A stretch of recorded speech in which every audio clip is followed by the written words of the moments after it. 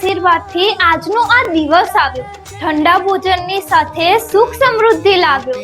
કોટી પ્રણામ શીતળા માતા। શીતળા સાતમના દિવસે આપણે ઠંડો ભોજન શા માટે ખાઈએ છીએ? જન્માષ્ટમીની આધ્યાત્મિકતા અર્બન ગુજરાતની સાથે આજે આપણે આના વિશે વાત કરીશું। કોટી કોટી પ્રણામ। શ્રાવણ વદ સાતમ એટલે શીતળા સાતમ। હિન્દુ ધર્મમાં માતા દુર્ગાના અનેક સ્વરૂપોનું એક સ્વરૂપ એટલે માતા શીતળા દેવી। આ દિવસે માતા શીતળાની પૂજા કરવામાં આવે છે।